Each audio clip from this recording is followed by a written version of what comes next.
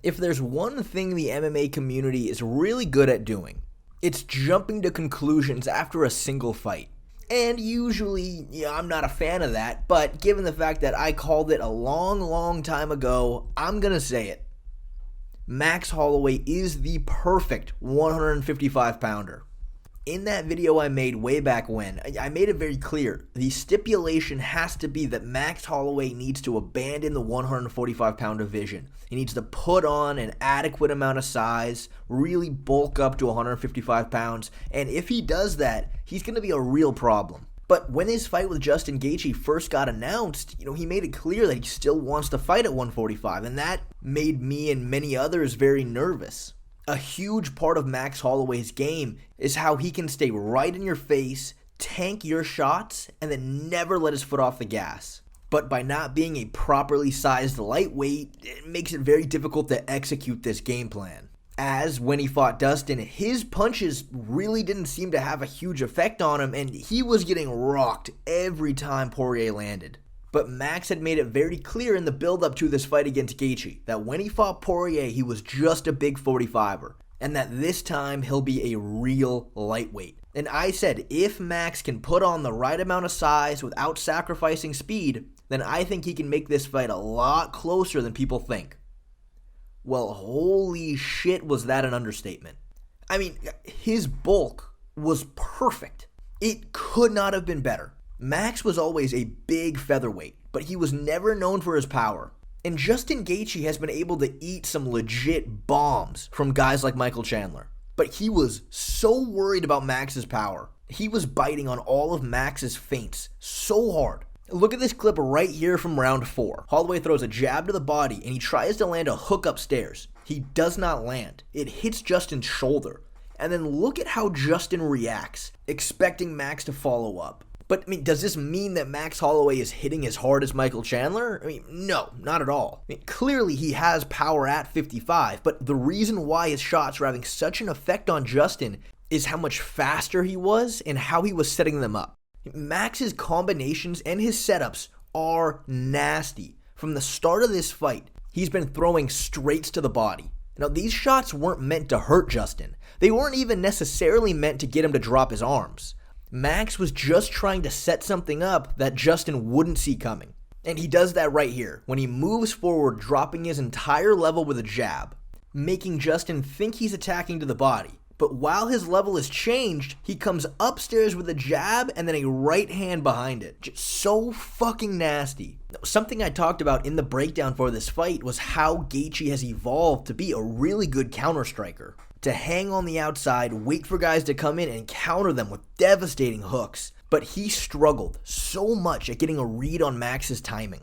There were still moments that Gaethje was finding his counters, like right here from the first round. Max moves into range, Gaethje times a right hand, lands it just below the chin. Max eats it, lands a check left hook, and rocks Gaethje. This is what we were all worried about, was could Max handle Justin's power? Well, not only could he handle it, he for the most part didn't even seem bothered at all. But Gaethje's counters, they really were few and far in between. He really struggled finding them. For the most part, it was him having to enter into range and try to land something, which was pretty much just a jab and an overhand, and Max every single time slid out of range, either completely dodging the strikes or taking almost all the brunt off of it by moving with it. And this was really surprising to see because when Gaethje fought Poirier, his entries were a lot better. It wasn't just a jab and then a wild overhand. You see here, Justin moves in with a jab to close the distance, then he throws another jab to blind Poirier and then lands a hook, which is just a way better way to enter into range. And Trevor Whitman even told Gaethje going into the 4th round. And too much counterfighting now. Gotcha. Right? Get on him, double jabs, and meet with him. But I don't want that right hand going over your shoulder. And that was the round that Gaethje had the most success. He did a much better job closing the distance effectively instead of loading up on big hooks from out of range. And this was the round where Gaethje was able to drop Max because he caught him standing still while he wasn't sliding away.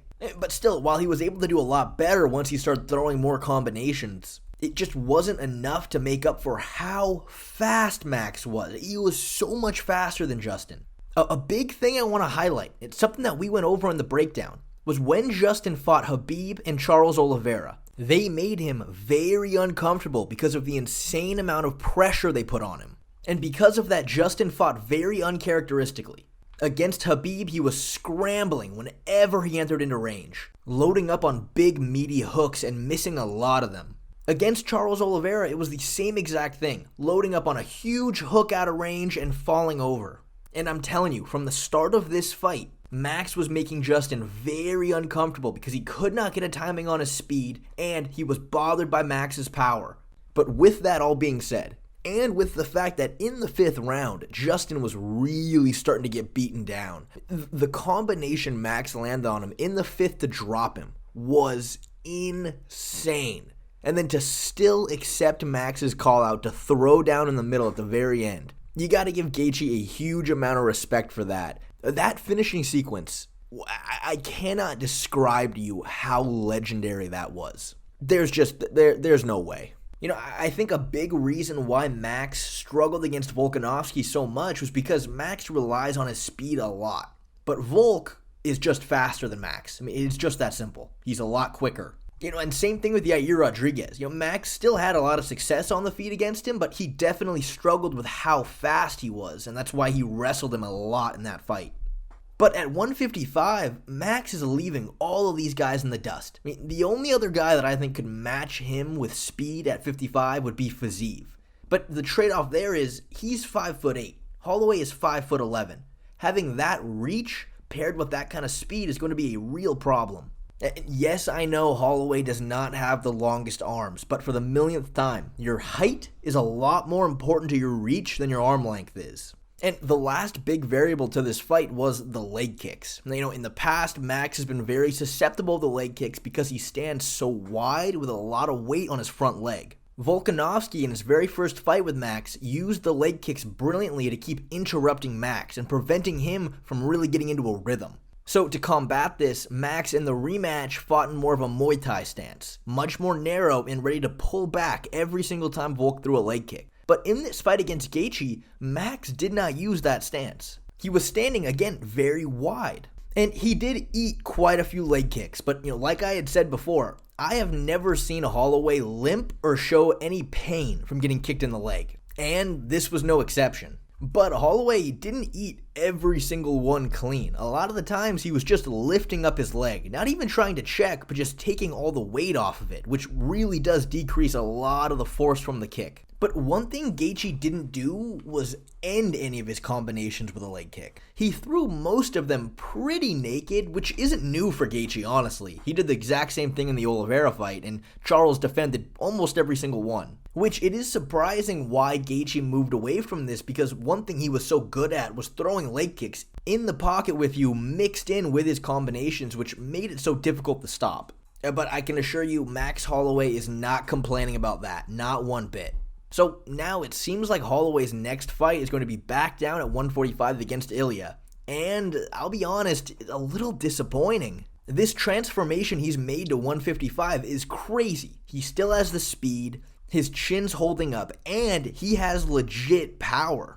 I really want to see him stay at 155. Now he is 100% in title contention. Max always struggled to make 145. To make a cut back down there again, he's going to have to lose all that extra weight he put on, and he'll have to re-put that weight back on to fight at 55. It just seems kind of counterintuitive, because to me, what I see from him at 155 is that he's going to have a massive speed advantage over all of these guys. And you pair in how durable he is, this kind of power he has at this new weight class, and how technical he is with setting up his combos. I really think 155 is the division for him. He'll always be an elite 45er. And I think he's got a good shot to beat Ilia. But man, I'd love to see him stay at 55.